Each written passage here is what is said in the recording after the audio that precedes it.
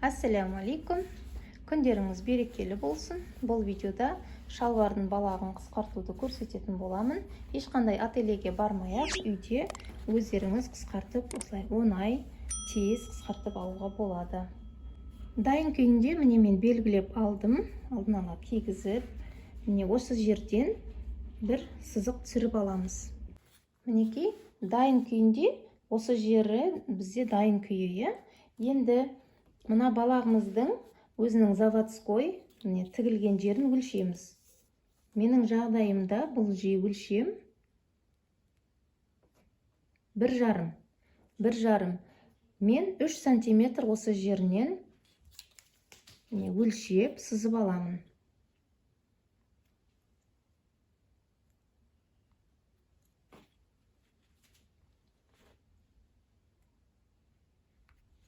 Осы белгілеген жерді түзеу етіп сызып аламыз.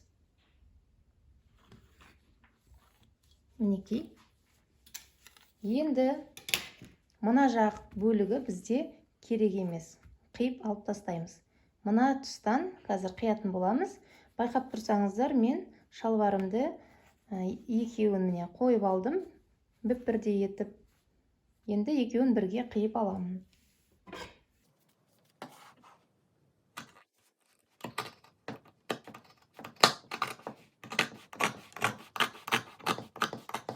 Енді осы жерді екіге бүктеп, қайырып тігетін боламыз.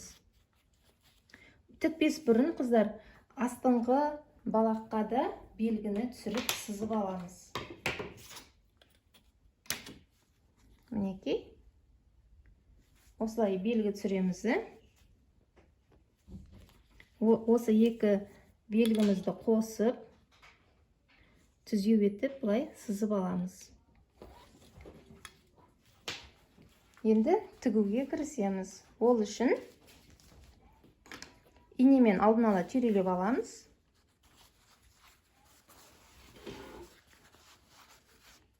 Осы сызығымыздан қайырып, бізде былай қайырған кезде осы сызыққа дәл келу керек.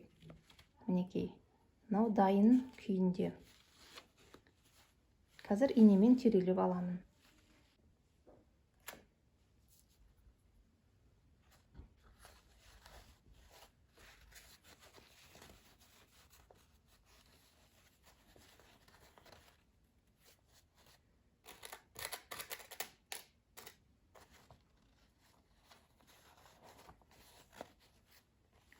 Осылай инемен түйрелеп алғаннан кейін, осы шетінен тігіп шығамыз, түзеу етіп. Мінекей, барлық жағын инемен түйрелеп, осылай дайындап алғаннан кейін, осы шетінен бастап қойып аламыз. Мінекей, енді 0,1 тігіспен айналдырып, түзеу етіп тігіп шығамыз.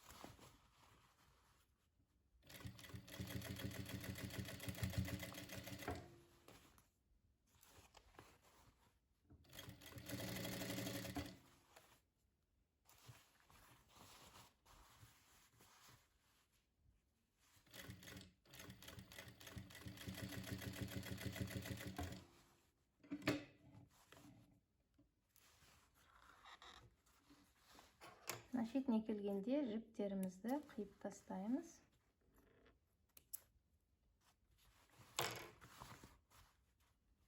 Осылай тартпай тігеміз.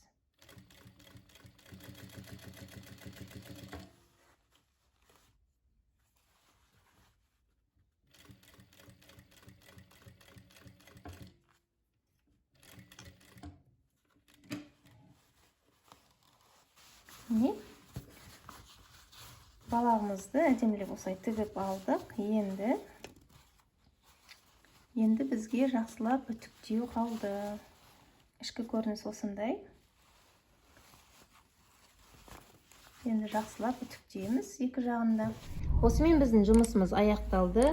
Видео сіздерге пайдалы болды деген ойдамын. Егер видео пайдалы болса, міндетті түрде менің каналыма тіркеліңіздер. Алдағы уақытта бұдан да басқа пайдалы видеолар шығып тұрады.